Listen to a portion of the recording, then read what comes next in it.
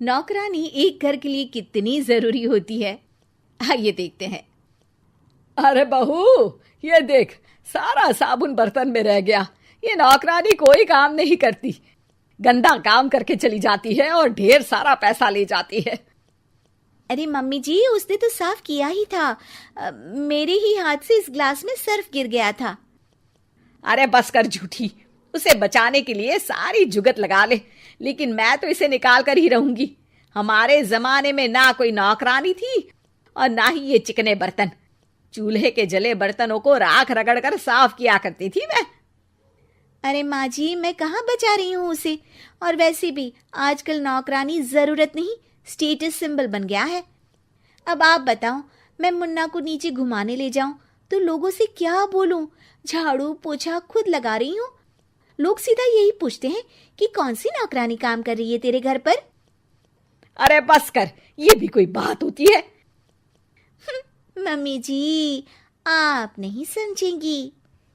शाम को नौकरानी घर आकर काम कर ही रही होती है कि सास को कहती है, माँ जी, एक बात बोलूं, बुरा न मानना।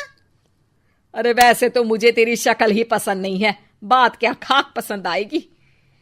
अरे माँ जी, सुन तो लीजिए क्या कह रही है।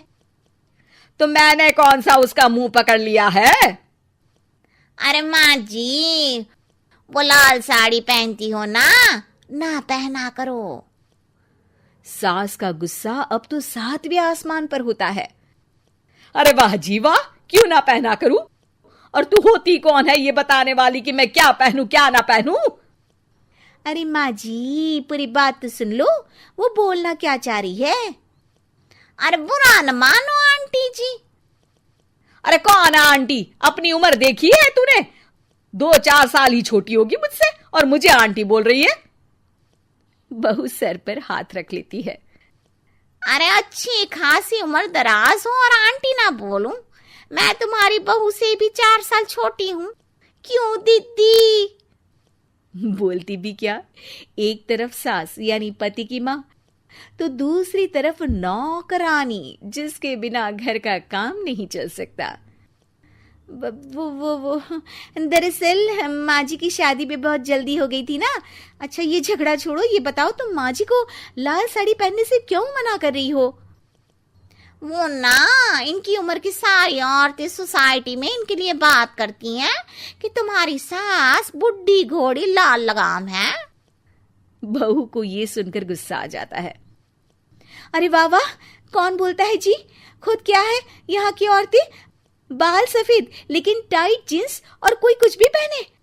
अरे पहनना हमारा निजी हक है, किसी को कुछ हक नहीं बनता कि वो मेरी सास के लिए कुछ बोले। मैं आज ही जाकर माँ जी के लिए लाल जींस लेकर आऊंगी, फिर देखो कोई क्या बोलता है। अरे चुप लाल जींस। अरे सुन नौकरानी की बच्ची, जाकर बोल दे उन लोगों से कि उन लोगों की तरह मैं उड़ती नहीं फिरती हूँ घर बार छोड़कर। अपने बच्चों और नाती पोतों में मन लगाती हूँ, ना कि सारा दिन ताश के पत्तों में आंख गड़ाकर 3 पत्ती खेलूं। नौकरानी वहां से चली जाती है। वैसे बहू, नौकरानी के क्या फायदे हैं ये तो पता नहीं, लेकिन सबसे अच्छा तो ये कि पता चल जाता है कि कौन किसके लिए क्या बोल रहा है। सोसाइटी में तेरा नौकरानी रखने का इरादा बिल्कुल ठीक था। अगले दिन उन लोगों के घर की बेल बजती है। बहू दरवाजा खोलती है कि सामने कुछ औरतें खड़ी होती हैं। अरे बहू, कहाँ है तेरी सास? बुला जरा। अरे बहन जी, आप सारी एक साथ आइए आइए, कैसे आना हुआ? अरे 3 पत्ते खेलने आई हैं, क्यों खेलोगी? क्यों नहीं, वैसे भी बड़े दिन हो गए, एंटरटेनमेंट हुआ नहीं। बहू जा जाकर पकोड़े तो बना ला। अरे बस करिए, आगे कुछ पीछे कुछ। वैसे तो कहती है कि परिवार पर ध्यान देती है, हमारी तरह 3 पत्तियां नहीं खेलती। हमने कौन सा परिवार छोड़ दिया? सास सक पका जाती है। अब ये किसने कहा? मैं तो कहती हूँ कि मैं भी थोड़ा बाहर निकलूं। आपने ही तो कमला नौकरानी से ये सारी बात की थी। सास और बहू को अब सारी कहानी समझ आ जाती है कि सोसाइटी की औरतें क्यों भड़क रही हैं।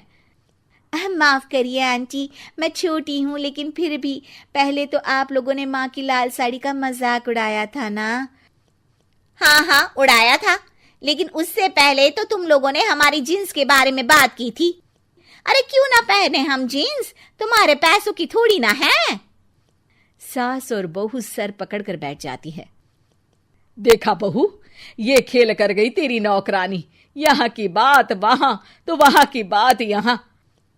दोनों किसी तरह औरतों को समझा बुझाकर घर भेजती है और कसम खाती है कि नौकरानी को नौकरानी ही रहने देंगी।